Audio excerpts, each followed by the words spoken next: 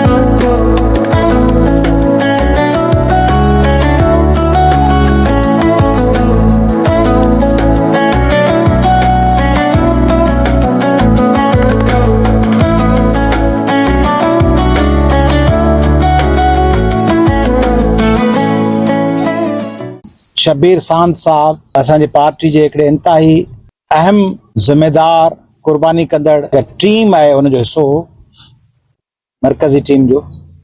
जॾहिं जुंगशाई में railway station ते कमु कंदो हो, उन ज़माने खां कई ॾहाका अॻु उन ॻोठ में, जुंगशाई जे नंढड़े ॻोठ में सुजाॻी आणण में वॾो कमु कयो।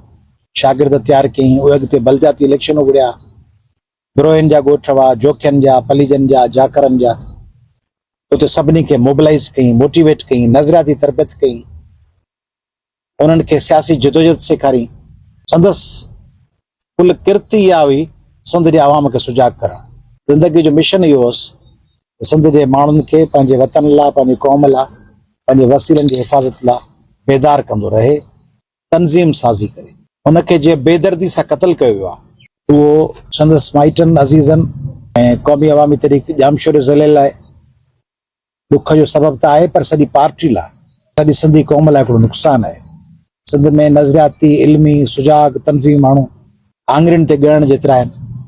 माण्हू सियासी रोशे में, तहरीकुनि में, जदोजहदुनि में वक़्ती जोश जज़्बे में अचनि था, पर ॾहाकनि ताईं हिकिड़ो जोश जज़्बो खणी कामयाबी मिले न मिले, पंधु परे हुजे, वेझो हुजे, लॻो अचणु, हलंदो हलणु, उहो जज़्बो रखंदड़ माण्हू तमामु थोरा आहिनि। उन्हनि मां साईं शबीर सांद हिकिड़ो हीरो हो, नायाब साथी, अॻवान, भाउ, दोस्त, केतिरनि नौजवाननि जो उस्ताद हो।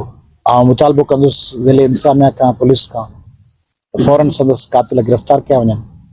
पार्टी पारां गुज़िरियल राति असांजी पार्टी जे अॻवाननि वञी FIR कटराई आहे, संदसि भाउ फ़रियादी थियो आहे। ऐं हुन में असां इहा उमेद था कयूं त हिते जो SSP ऐं हिते जी पुलिस चंद ॾींहंनि में हुन कातिल खे गिरफ़्तार कंदी ऐं हुन लाइ को ज़िम्मेदार जांच ऑफिसर फौरी तौर ते पोस्टमार्टम रिपोर्ट जे रोशनीअ में कार्रवाई कंदो ऐं जाइज़ो वठंदो त इहो आम रवायती क़तल आहे या न क़तल जे पोयां का साज़िश, का मनसूबाबंदी, को प्लान आहे।